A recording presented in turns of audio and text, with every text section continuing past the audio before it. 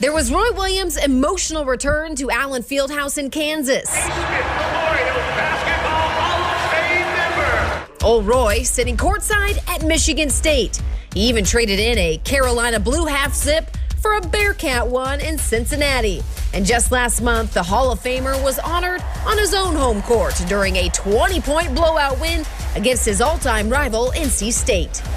Despite retirement, Roy has logged the miles this season, so surely he'd make that 22-mile drive to catch round 2 with the Pack, right? You asked me to text. I did. Are you going to PNC on Saturday night? Yeah, Roy Williams. No, thank you. Casey Hintz, WREL Sports, Raleigh. Roy Williams was quick with names and good with a whistle. The story of how he made it to the top with 2 of the blue blood programs in college basketball has been told. But not like this, and not with this type of honesty and insight from that Dadgum Legend himself.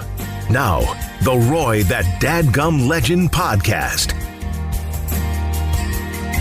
So, Giulio, when we initially talked to former North Carolina head basketball coach Roy Williams in September for this podcast project, little did we know that he was about to embark on what ended up being a pretty sweet retirement tour, visiting former players, former assistants, dotting all over the country, and then getting to watch the guy he wanted to be the head coach at North Carolina not just beat Duke in the final home game at Cameron Indoor Stadium against Mike Krzyzewski, they did it again in the Final Four, and he was a fan. He got to enjoy New Orleans in a completely different way. It all worked out for a guy who was beating himself up earlier that April. Yeah, I think there's 2 different ways you can look at this. I think you have the guy in the press conference who's saying to himself, I can't do this anymore. I'm not the right person for the job. The last 2 years have been really hard. 2020, we had so many injuries. Yes, it was this year before we get to the tournament, the ACC tournament, I saw that box score from when we played Virginia Tech at Virginia Tech during that season. We only played 7 guys. We didn't have Brandon Robinson, didn't have Cole Anthony, and we lost in double overtime. The injuries really did hurt, but I felt that I made mistakes. We were up 3 against Clemson, and I didn't remind the guys to foul. They make a 3 and send it to overtime, and we lost. Up 3 against Duke, and we did foul. And young man from Duke did one of the greatest things I've ever seen, bouncing that ball off the front of the rim and making that basket. But that time I fouled, and it didn't work out either, and we lost in overtime. We had 6 games last year that were decided on last-second shots. We lost all 6 of those. My first year as Coach Smith's assistant, we had 5 games where the other team had the last shot that would have won the game, and they missed all 5. That was the difference between me and Coach Smith. Everybody wants to know the reason, and the reason is very simple. Every time somebody asked me how long I was going to go, I would always say, as long as my health allows me to do it. But deep down inside, I knew that the only thing that would speed that up, if I did not feel that I was any longer the right man for the job. I'm not going to say the best man, because I never thought I was the best at anything. But 15 years at Kansas, I thought I was the right man. And this time at North Carolina, I thought I was the right man. I no longer feel that I am the right man for the job. But the biggest reason we're having this meeting is I just don't feel that I'm the right man any longer. I love coaching, working with kids on the court, the locker room, the trips, the jump around music, the trying to build a team. I will always love that, and I'm scared to death of the next phase. But I no longer feel that I'm the right man. And you have, of course, thousands, if not millions of UNC fans going, we're not so sure about that because you're pretty good. You could do this. But he was the one who knew with this group, whatever he was doing couldn't connect with the group. You saw what Hubert Davis was able to do with this group after an interesting start, if you will, the 8-3 start to the season where they lose to Kentucky by 29. And I'm sure all of those Carolina fans wanted Roy Williams back at that point. But you saw Hubert Davis's ability to connect to the players, to motivate the players in a way that obviously even Roy couldn't do. And I think at that time, when we talked to him in September, I think Roy had a concept of what he wanted to do this season in terms of getting back to Kansas to see a game, which he had not been able to do. Going to see Tom Izzo, one of his friends at Michigan State, going to see Bob Huggins, one of his friends at West Virginia. And then you had the former players. Like I even remember he said to me, I was supposed to go to Cincinnati to see Wes Miller. And I said to him, you sure you want to do that? Because this was pretty early in the season. Mm-hmm. And this is when some people were clamoring for Wes Miller. And I was kind of like, if you do that, people are going to take that as some sort of sign that, oh, see, even Roy thinks we made a mistake. And he was like, no, it's a chance for me to go see the people who have meant the most to me throughout my career. And he did it all with Wanda, his wife, which is why I told you he would not come to the game at State because I knew she would have no interest in going to PNC Arena for any game ever again.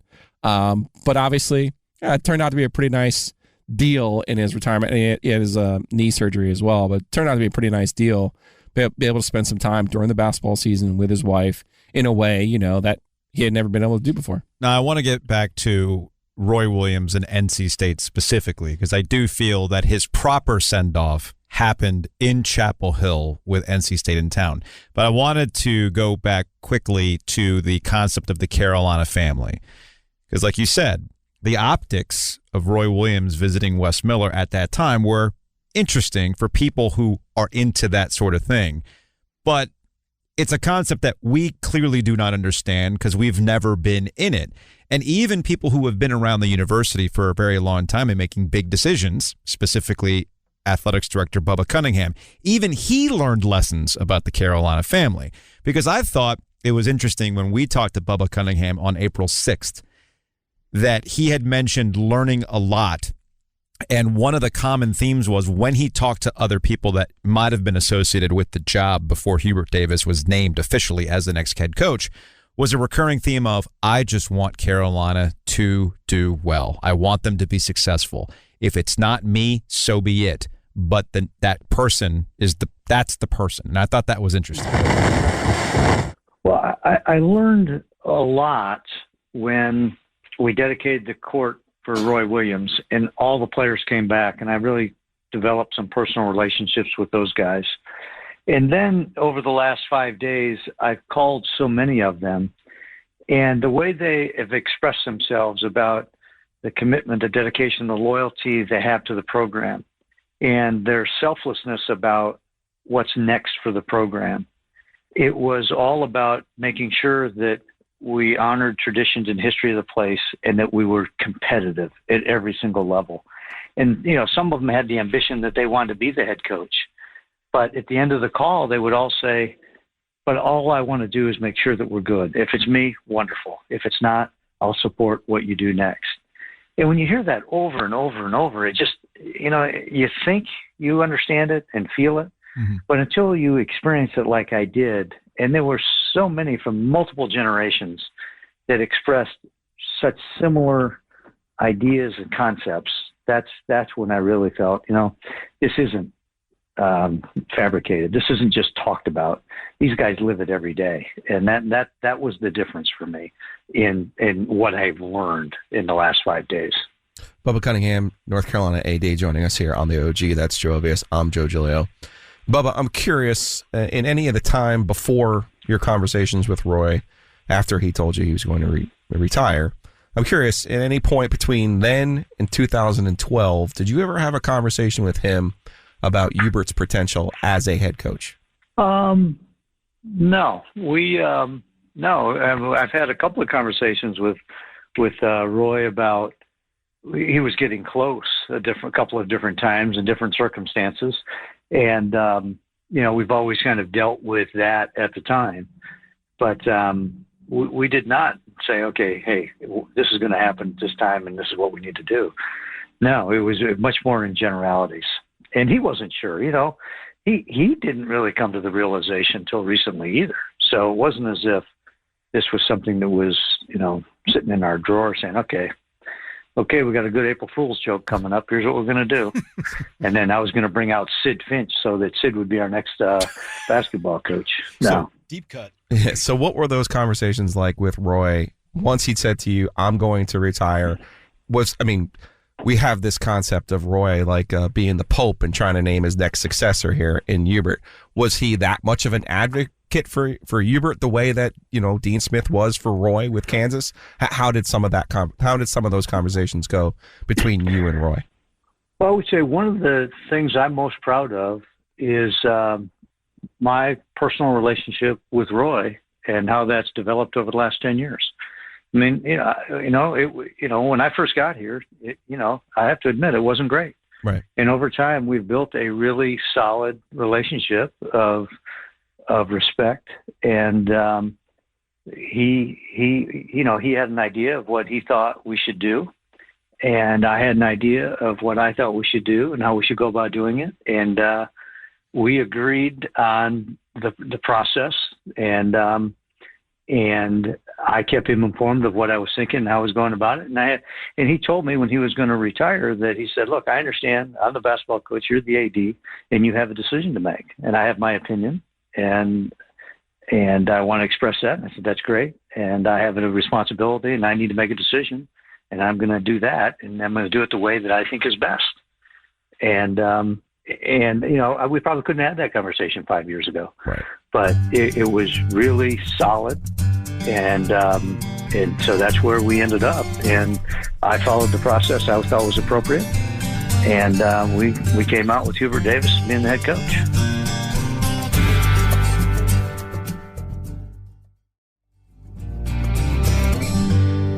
So back to Chapel Hill. NC State is in town. They honor the 1982 championship team, Michael Jordan and the crew there. But really, it was about Roy Williams. And he got to do a halftime speech that was emotional and also spicy, because we all know Roy Williams absolutely has no time for NC State. Thank you. And I'm sorry that you're having to watch all the commercials at every daggum break. I love being your coach. I love you. The girl in our office named Kay Chase, Eric Hoots in our office, it was Kay's idea. She said, Coach, we can't just let you retire and walk off. We have to have some closure. Kay's idea to do this, and the bad thing is Kay's father passed away on Wednesday. Kay cannot be here tonight. So Kay, thank you, and we all love you. North Carolina basketball is not about one person, and definitely not about one coach. It's about the players and our teams. I hope in a few minutes you'll get to welcome our 81-82 guys back, because they put Coach Smith's first banner up there.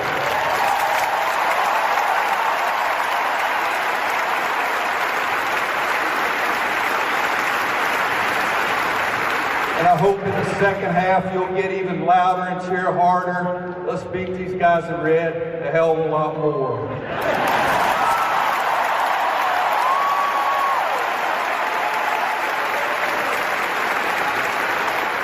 Wanda, to say the least, Scott, our son, we didn't want him to come because the two boys had basketball games today. And there's no way I could live with myself if I made my grandson miss a game. So thanks to my family, my former players, and there's some of them up there today, some of them here today. I love you.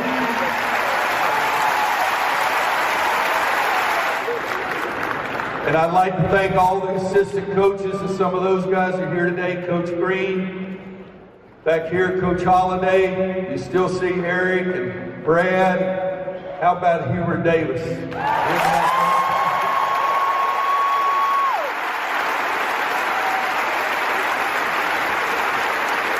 I do like the shoes too, Michael. I like those.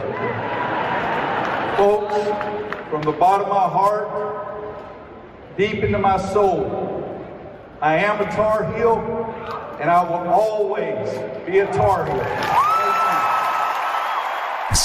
So in the halftime speech, you hear Roy Williams reference the people that were close to him and the people who wanted him to be there for something, to honor him. And we actually talked to him ahead of the NC State game about this particular thing and having it come about. But you also communicated with him a little bit about this, right? Yeah, I think the way that Roy started his farewell press conference didn't sit right with a lot of people who care about him. Again, because he was thinking about those last 2 seasons and his inability to connect and motivate the players in the way that not only he was accustomed to, but wanted to. It was almost like, Joe, getting to the end of your career and they say to you, you'll know when it's time to go, right? Mm-hmm. And Roy was the one who saw it. Like, hey, I've tried this, I've tried that. I've tried being good cop, I've tried being bad cop. I use my old techniques, I use my new techniques, I've left them alone. And nothing seemed to really get the team to the spot where he wanted it to be and had been accustomed to with so many of his both Kansas and Carolina teams. So I think he saw the end in a very specific way, while everyone else who cares about Carolina basketball and cares specifically about Roy Williams and worked with Roy Williams, you know, Eric Hoots, who's been a part of the program for the past 2 decades. You're talking about Clint Gwaltney, who has been, you know, his right-hand man there in the athletic department and someone he has a great relationship with.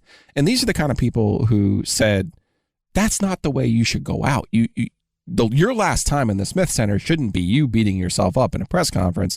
It should be with the fans around you and with some adulation. So Roy retires April 1st. Yeah. April 2nd, he goes to Bubba Cunningham and Clint Gwaltney and says, you know what? I don't want you to make any big deal about this retirement, but when we play State at home, I want to make sure you honor me before we play State at home, right? That's what happened, right, Roy? This has been in the plan since 4-2. Yeah, that's about as far off. That's your whole personality. It's about as far off as it could possibly be. No, it was really driven by the people, Kay Chase, Eric Hoots, people here. They said, Coach, we need more closure than just a press conference. And they came to me and told me the date, and I didn't even ask who we were playing at first. And I said, well, who do we play?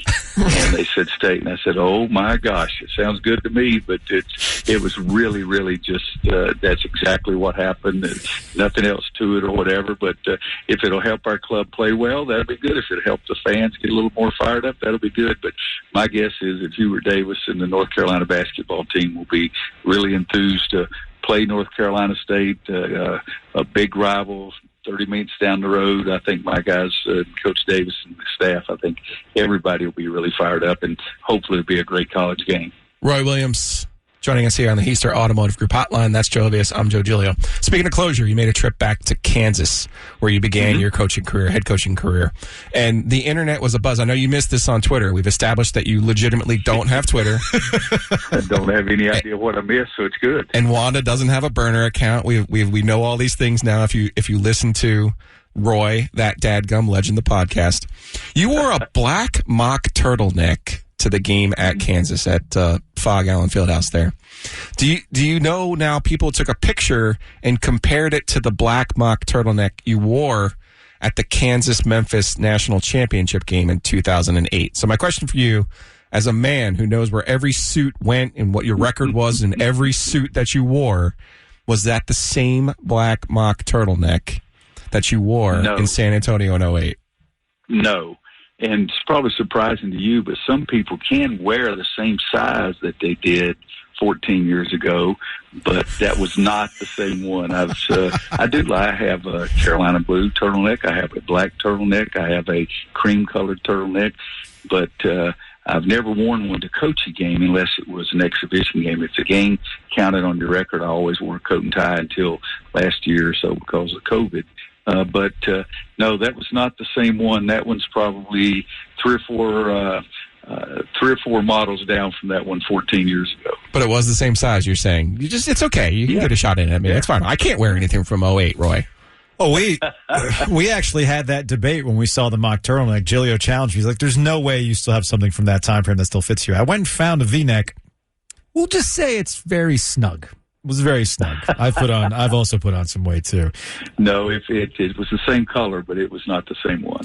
But I mean, all kidding aside, it was neat to see you at Kansas and the ovation that you got, and obviously what Kansas means to you as well. Do you think that that fans that have come up to you, from 2008 to where things are now, they have a better understanding now about what happened and your association and relationship with Kansas and what that means to you? Like, now bygones are bygones? Well, I think time heals a lot of wounds, especially when the wounds are not they have a lot of foundation behind them. And I mean, I'm sure that North Carolina people were, well, I know there were some North Carolina people were upset when I didn't come back the first time, and Kansas people were upset when I did come back. But we're talking about people, and we're talking about their lives and their families and things like that. And so things change, and people understand things more as time goes on. And, even the sticker, that was the most ridiculous one I've ever dealt with in my life. Not even close. There's nothing even a close. Do you still have the sticker? Roy, I will admit that there was part of me, because, I love levels of petty. I was a little saddened that under, with the mock turtleneck and everything, that you didn't have a Kansas sticker on that turtleneck. Somebody handed me one. I'm serious. Somebody handed in stupid old Roy. I mean, they're handing me stuff, and I signed them. So they handed one over my shoulder, and I signed it. They said, "No, but we want you to put that one on." And I just set it down. It didn't answer anything. But think of this, guys. In '93, I'm coaching at Kansas, and we lose to North Carolina. Okay? And I stayed and watched Coach Smith win his second national championship, and I was waving a blue pom-pom. Okay? It's the same thing. In 2008, I lost to Kansas, and I stayed and watched. I mean, come on, it was a whole thing. And former player is the one that asked me to put it on. So I said, yeah, it was a former player, and I'll do more for players than I would for anybody. But I really did think that one was, and it was media-driven a lot, too, because some people really didn't like it, but it was there. Yeah, blame the media, Roy. Come on. I don't know about Just that, blame because, and Adam Gold can back me up on this. Back when Adam and I were doing radio, we took like 3 days worth of phone calls from angry UNC fans. Oh, and I'm like, we were ready to move on, but people were still calling like, I still want to talk about Roy and that sticker.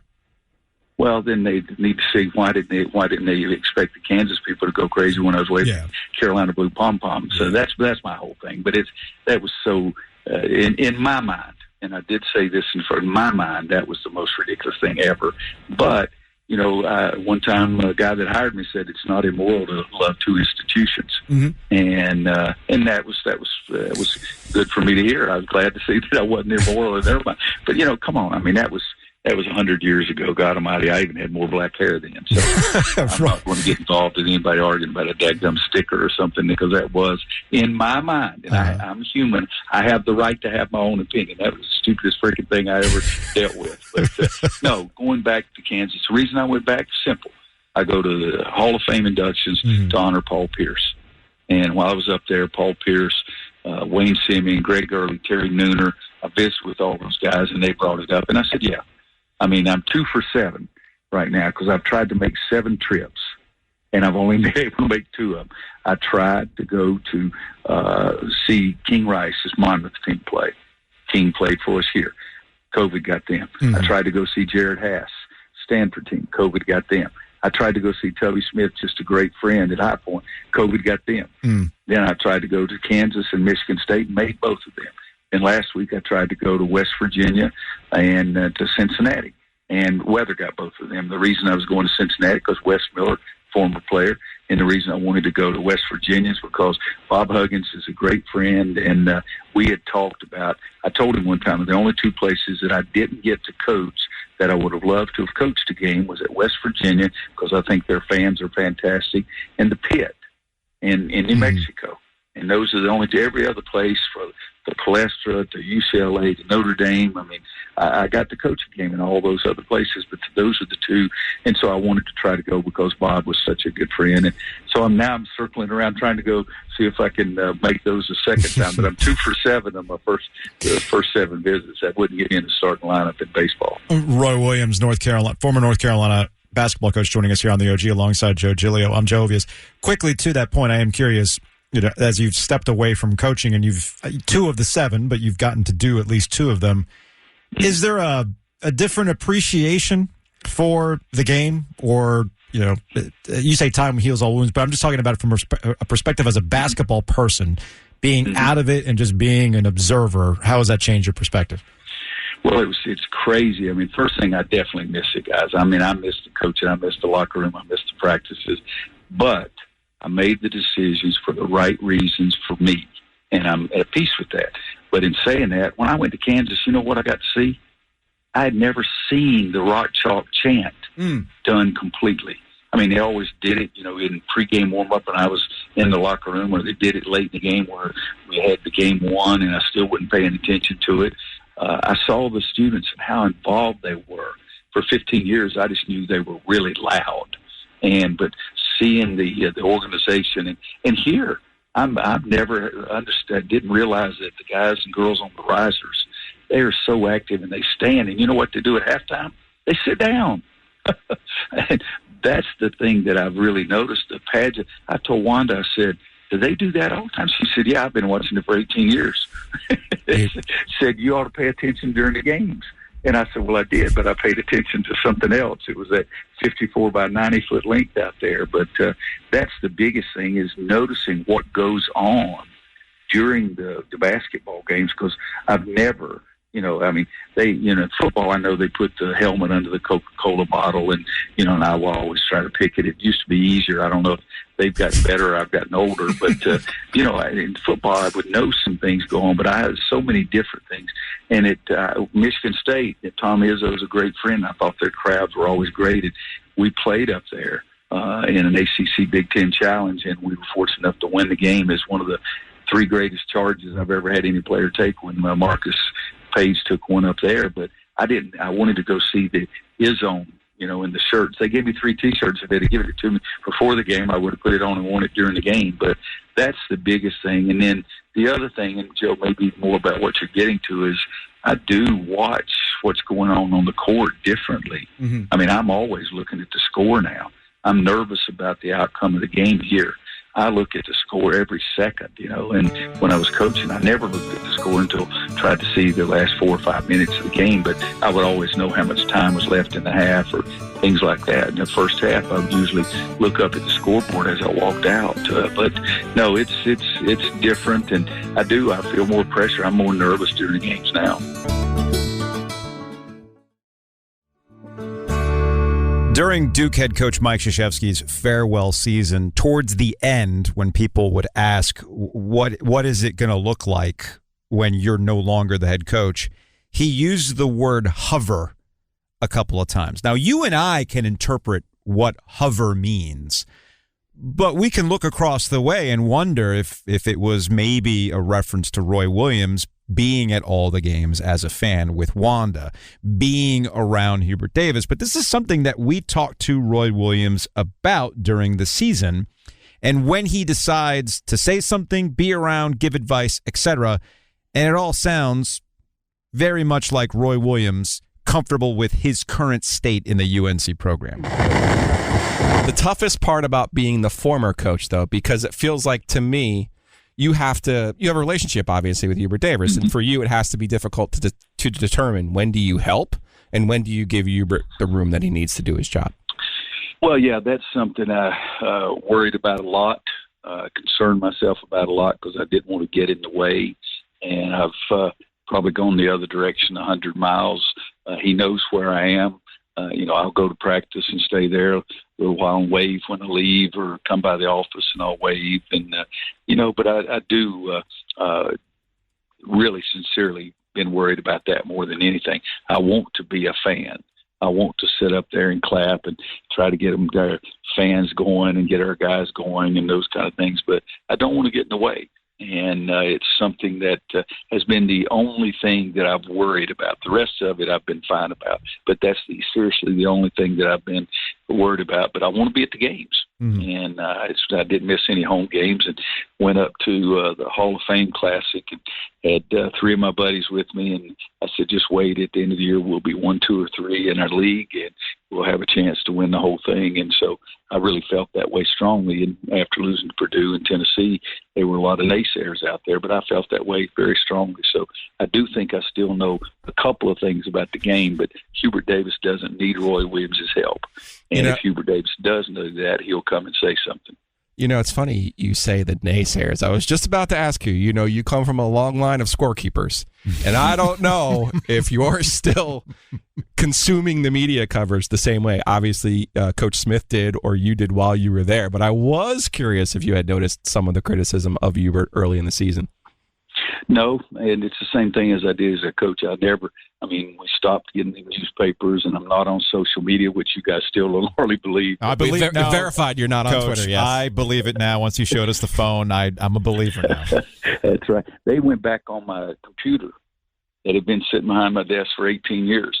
I had over 10,000 emails, but I never, I didn't give my email address out to anybody, and I never emailed anybody, but I think I can't remember if I just said 10. I think it was 18. 18,000. And so they I said, why? I told them, why don't you just throw the computer away? Won't that solve it? So, no, I attacked it this year with the media, social media, print media, radio, TV. I just watch the games and form my own opinion. And some people will come and say, did you see this, what they said? And I said, no, and I don't care. And that's one piece of advice I told Hubert about early. It says, don't get caught up in what everybody's saying. Keep your focus and keep what's satisfying to you in your mind, and the heck with what everybody else thinks. But I can't say that I've read any of the junk that people tell me about. And it's funny, Giulio, going back to our conversation with Hubert Davis at Operation Basketball, we asked him about the dynamic between Roy Williams no longer being the head coach but around, and him also trying to make his own mark. And what's interesting about this conversation is I asked him about, all right, we understand the defined roles with Roy Williams and Mike Krzyzewski. What is your role going to be? Little did we know what the future was going to hold for Hubert Davis. You're going to obviously talk a lot about Roy and how he helped you get to this point and what he's meant to you. And I think we all kind of, I could see it on your face, obviously. We all kind of understand that. Yeah. Do you think people on the outside really understand how he was able to kind of rebuild the Carolina family and bring them back together in the way that he did when he got back here in 2004? Well, it is. Everyone talks about our family, our basketball community. It's real. It's not a slogan. It's all bound by relationships and the experiences that we've had here at Carolina. And those experiences, it doesn't matter if you played for Coach Smith or Coach Guthridge or Coach Doherty or Coach Williams. You're bound together by those experiences. And so that's one of the things that's really important to us. It's the foundation of who we are. It's the relationships. And, a lot of people look at our current coaching staff. Every one of our coaches went to Carolina, played at Carolina, and all of our wives went to Carolina. And our entire coaching staff is connected to Coach Smith, to Coach Guthridge, to Coach Doherty, and to Coach Williams. And so I really like that. That's what I was looking for. That's what I wanted, because it gives our current players, the full body experience of what this place is all about. And it's been really a lot of fun. You talk about that Carolina connection, but you're also tied to Duke, and the dynamics between Carolina and Duke are going to change here as well with Mike Krzyzewski moving on. His connections to Dean and Roy, and the mutual respect between Roy and Kay. How do you view your role or part in this dynamic with Duke going forward with a change in guard over there? I don't even look at it that way. Okay. My job and my role is to do the best that I can do at the University of North Carolina. One of the things that I have done throughout my entire career is I've blocked out all the noise. And what I've been asked to do is to coach Carolina. And every day be in the lives of these kids and help them become the best that they can be on the court, off the court, and in the community. And so that's where my focus is, and as long as I'm head coach, that's where my focus will be. What did it mean to you when Roy retired and Bubba reached out to the former players, people who have influence on the program, and your name was the first name that they mentioned? No, it was great. One of the things that Bubba and the Chancellor wanted to do is they wanted to go on a national search, and I said, that's great. One of the things that my dad has always said that if somebody gives you something, they can take it away, but if you earn it, it's yours. And I welcomed them going through a national search and looking for the next head coach after Coach Williams retired. And so, it means a lot that a number of former players felt like that I could step up in this position. It meant a lot that Coach Williams wanted me to be the next head coach, but it also meant a lot to still be a part of this program. I had grown up, but I always wanted to be a part of Carolina. And to say that I got to play here, I got to go to school here and graduate, then I was an assistant coach for 9 years, and then now I'm the head coach. It's a pretty cool deal.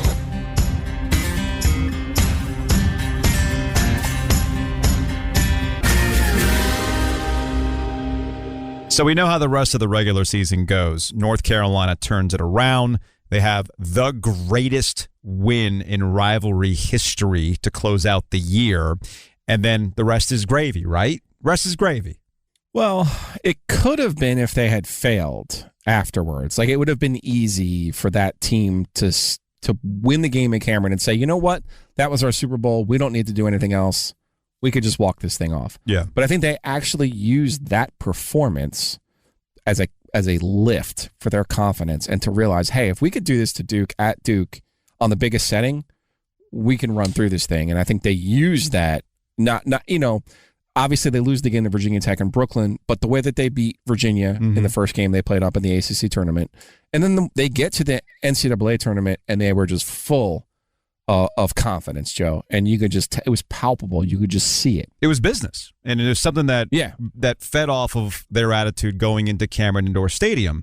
And we talked to Roy Williams before the Final Four was set. Yeah, we talked to Roy Williams about the possibility of, hey, like, what would happen if Duke and Carolina meet again, but this time in the Final Four? Do you get more nervous? Are the stakes higher? How does it go about it? And Roy Williams, come to find out, had a very similar attitude to how Hubert Davis approached that first game. It's all business. They just want to win the next game. Oh, yeah, that's one they'll remember forever. But very not like what you're saying at all was when we had 2009, when we had Michigan State in the championship game. Remember, they were talking about how bad the economy was in Michigan and how this was going to be great. And I said, let's let it stay bad for another 48 hours. And what I told our guys, I said, yeah, we beat them by 20 last time. We can beat them by 30 this time. And that's exactly what I said. And so it'd be that kind of thing. I would take that. I think that Duke's staff would take that. So would our staff take that. I mean, at this stage in the season, I never cared who we were playing. I just knew that we were still playing. And the fact that we had beaten Michigan State so easily in Ford Field or whatever it was before, and Tommy Izzo was such a great friend of mine and a guy I respect greatly. But I just felt like that we were the better team. We would want to beat them again. And that's the message I tried to send to the team for those 48 hours. That I'm not too concerned about the economy in Michigan. I'm concerned about the way our team is playing, and we played our butts off again. This is coming from the guy who actually ruined the only chance for us to see Carolina and Duke in the NCAA tournament before. This is true. Kansas beats Carolina in the 91 Final Four, and we're deprived of a Carolina-Duke final. So I would expect nothing less from you, Roy. Well, we had that final in 91. Even yes, though you nobody did. Remembers it. Grant Hill made some kind of play on you, yes. Yeah, everybody thinks it was Vegas. And Duke beat Vegas in the national championship game. There was another game after that game, but everybody thinks that was the national championship game. But it was. How many free throws did Kansas miss in that game? Oh, it wasn't as bad as it was in 03. Okay. 03, we were like 11 for 30 or something like that. I was just testing but I do remember this. Yeah, first tip, we tipped the ball to our number 2 man. And he throws it to our point guard, who happened to be standing in the backcourt. So we have a turnover 2 seconds into the game in 91 in Indianapolis against Duke. I think that had to be the quickest turnover in NCAA history. This was the most anticipated matchup in the history of the Final Four, and somehow it still lived up to the hype. Coach K's farewell tour comes to an end against his arch rival during Hubert Davis's first season. Sports do not get any bigger or better than that. Duke led by 3 at the half and starts strong. Paolo Banchero dunk, puts Duke up 7. But just when it looked like Duke might pull away, Caleb Love happened. Another signature hot streak from Love The sophomore scores 8 points during an 11-0 run. To the final minutes, clutch shot making continues. Wendell Moore Jr. puts Duke up 1 with 1:30 to play. Then who else? All you need is Love. Caleb Love, clutch 3 in the final minute. Game high 28 points as UNC sends Coach K into retirement, 81-77 the final. We was down 3 at halftime, and we was just stuck together. We never wavered. Our confidence never wavered. Even when they hit big shots, when we went down, it didn't matter. We was always stuck together, and we came out on top. Think about the experiences that I've been able to have. I had always dreamed of being a part of this program, and to think that I got to play for them, to think that I got to come back and be an assistant coach, and now I'm the head coach of North Carolina, and we're in the national championship game. I've been blessed to be in the arena. And when you're in the arena, you're either going to come out feeling great or you're going to feel agony. But you always will feel great about being in the arena. I'm sure that that's the thing when I'll look back that I'll miss. I won't be in the arena anymore. But damn, I was in the arena for a long time. Coach K proud of his team, and he should be. They had the world of expectations on them, and they delivered this March. They just ran into a team that has something special, and that's what's defined this Carolina group the last few weeks. Hubert Davis says it doesn't do any good for them to dwell on beating Duke. They got a national championship to prepare for. They take on Kansas next. Pat Welter, WRAL Sports, New Orleans. And Gilio, outside of winning the championship, which did not occur, I'm not really sure what more you could have asked for in terms of Hubert Davis's first season or the year that Roy Williams had in terms of retirement. No, it would have been impossible, especially the way that the season started for Hubert Davis. You know, they lose the games where the fans are most interested in: Purdue, Tennessee, Kentucky. The unusual circumstance of the Kentucky game. UCLA was supposed to be the opponent. And, of course, they would end up playing UCLA and beating them in the NCAA tournament. But then they had that week, Joe, where they played Miami and Wake Forest on the road, and you thought, well, this will tell us who Carolina is. They end up getting pounded by Miami by nearly 30 points. They end up losing by 22 at Wake Forest, and you're thinking, well, they're 4-3 in the league. This team will go 12-8 in the conference and maybe not make the NCAA tournament. Because at that point, you're wondering who the heck are they going to beat that will be good enough to get them into the NCAA tournament. Well, turns out it was Duke. Turns out it was Virginia Tech. They get the 2 big road wins. They get into the tournament, and the rest is history from there.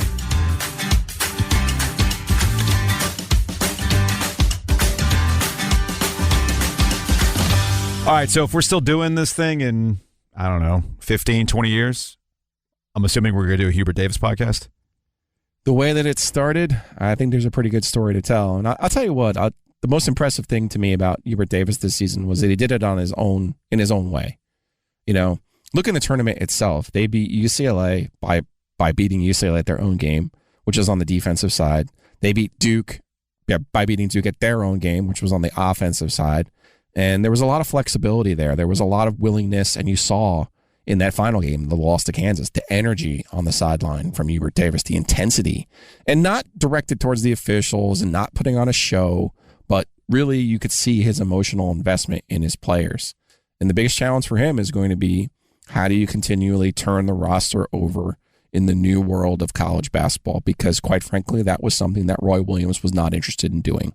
And when you're North Carolina, though, and you see the value of adding a Brady Manick and what that type of player can do, even only being on campus for 1 year, you realize this is the new reality of college basketball. And I think from what we've seen in 1 year from Hubert Davis, he's equipped to handle it. This has been the Roy That Dadgum Legend podcast. This podcast is a part of the Capital Broadcasting Podcast Network.